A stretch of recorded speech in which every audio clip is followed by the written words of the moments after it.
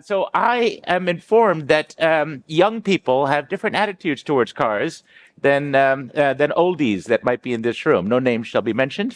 Um, but what I heard was that actually that they don't drive at all. So to help us understand, what are the new attitudes? What's the research showing, and how is it informing a little bit of what your company's up to?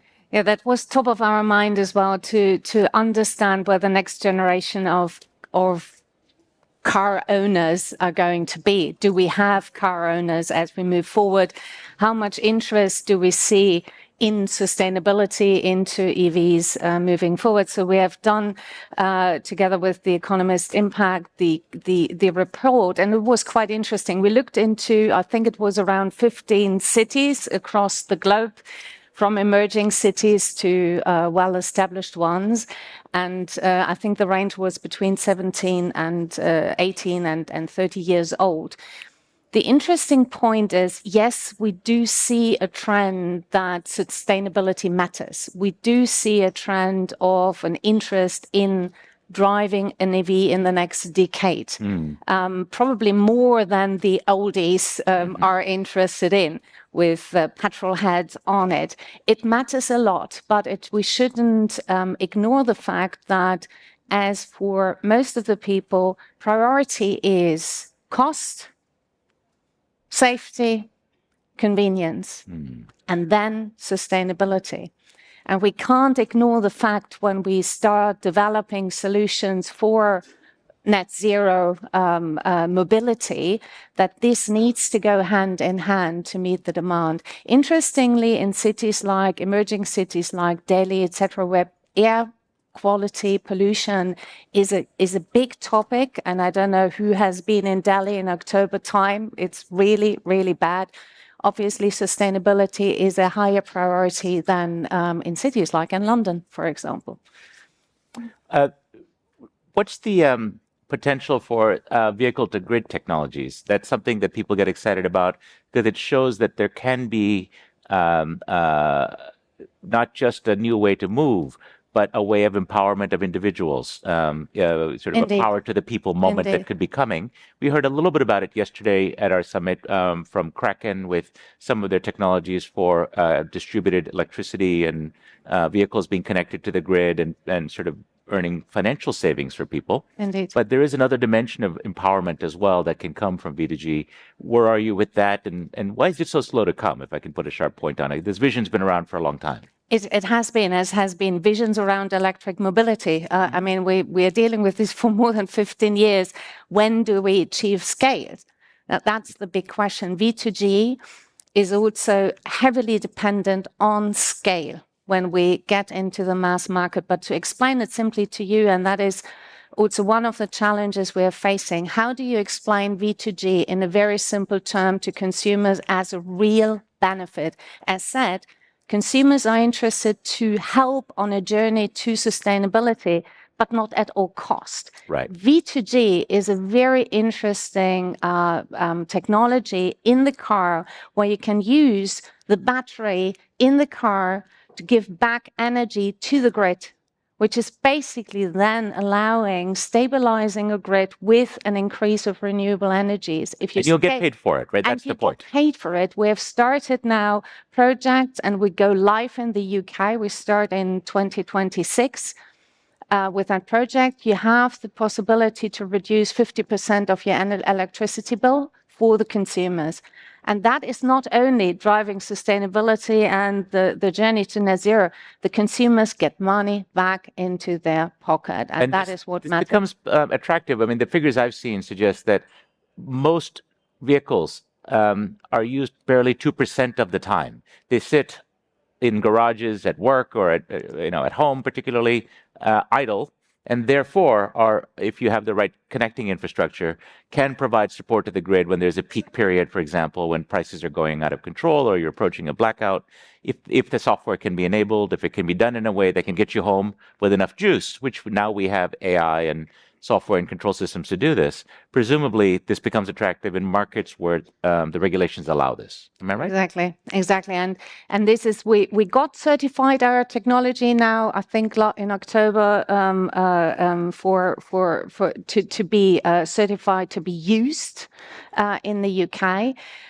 We are also waiting for an EU regulation to come in. Harmonization, obviously, is an important element to facilitate a broader rollout in this regard. Yeah. But when it is connected, when it's smartly used, it's really a phenomenal benefit to consumers.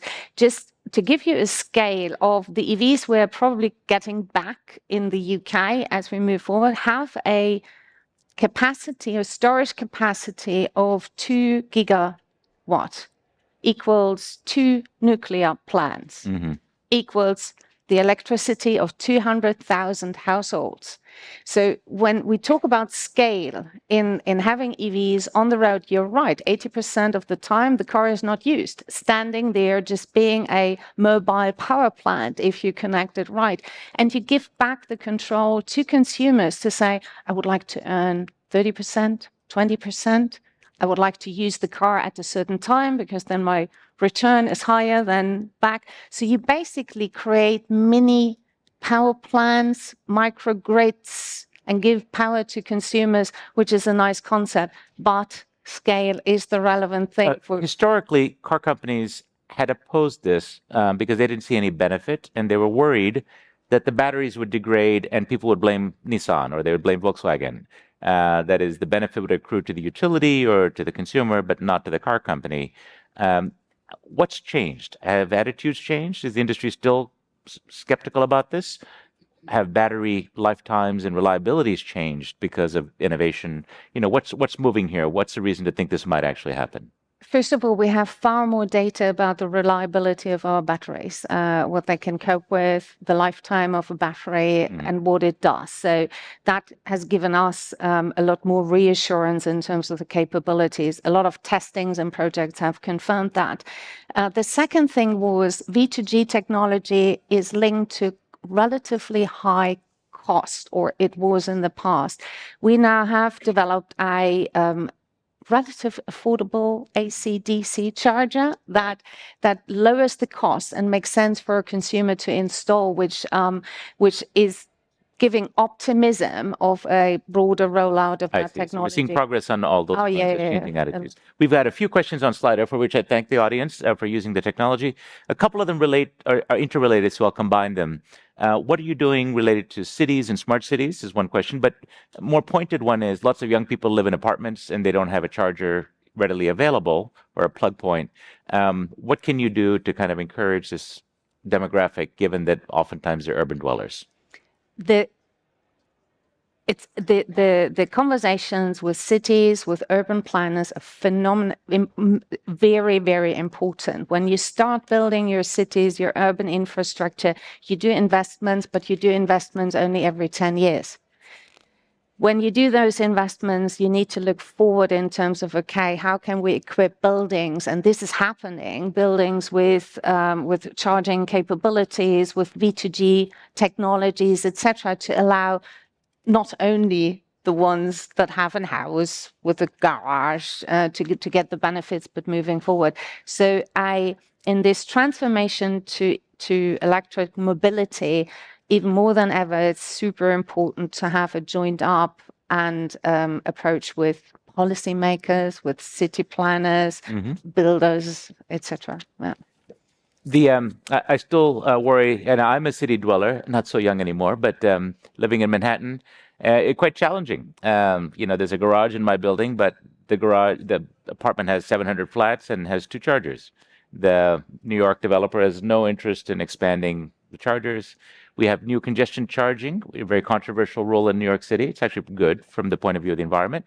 But unlike in London or other cities, there is no exemption for EVs. There's no benefit for having a clean vehicle. Everyone faces that charge, whether you're dirty or clean. And so there are cities that are not as smart or not as progressive, I guess, on these issues, so there's still some problems that remain. We'll have to see. I'd hate to have to move to the suburbs to take advantage of the EV revolution. So just in the small amount of time we have remaining, there's a huge number of questions that come and ask about your next specific model. I think we have some petrol heads in the room or EV heads who want to know when are you going to refresh your model line, the Nissan GTR. Oh yeah, I know. Retired. The most exciting What's coming next? So, just for the aficionados in the room, can you just give us a little morsel of what exciting model might be coming up that you're excited about that we should look forward to on the more innovative side?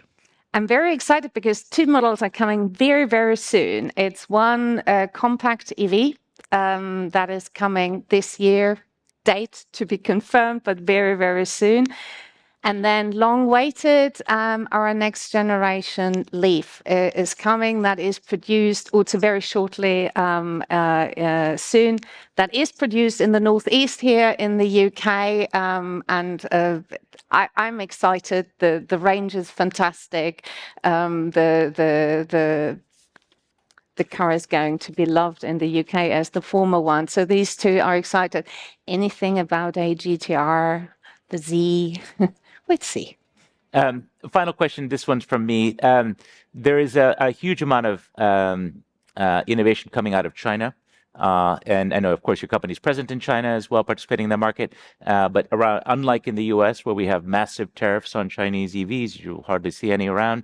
There's some fantastic Chinese vehicles I see trundling around London, high-end BYDs and so on. I took a ride in the other day.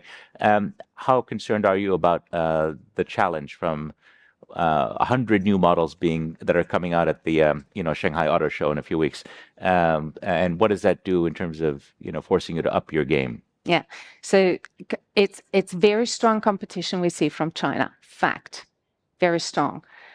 The models are cheaper, etc. In order to keep, and that's why the transformation to EV is a fully fledged one, including the industry. If we want to keep car industry in Europe, for example, or other parts of the globe, we need to keep up with that competition coming from China. You can respond to that via tariffs, but I don't think this is a long-term solution. You need to see how you can establish sustainably, and I think Europe has a big advantage here, even though a lot needs to catch up on this one. But we need to keep up with that space. So competition is great. It means we are not standing still and developing fantastic cars moving forward. And I'm excited about the things also that is coming from us. Well, that's great. I'm glad to hear you say this. The rise of tariffs and global protectionism, and certainly we've argued on our pages at The Economist that is generally a bad thing for the global economy. History shows this. The Economist was founded over 185 years ago to fight protectionism and make the case for more open trade. But in particular, we need people who are concerned about climate action should be particularly concerned about green protectionism, because it will slow down the pace of diffusion of green innovations, whether they come from China or from Europe or anywhere else. And the slower the pace of diffusion, slower the pace of innovation, slower the pace of adaptation, improvement, frugal engineering, all the wonderful things that happen when we have a greater brain circulation of innovators and of innovations, the slower the action on climate and slower the reduction in carbon emissions. So I'm glad to hear you say that. And the UK is a bright light in this thus far, in not adopting the most protectionist of measures. And so thank you for that. Thank you for your insights. Thank you. Please give her a nice round of applause for joining us from Nissan.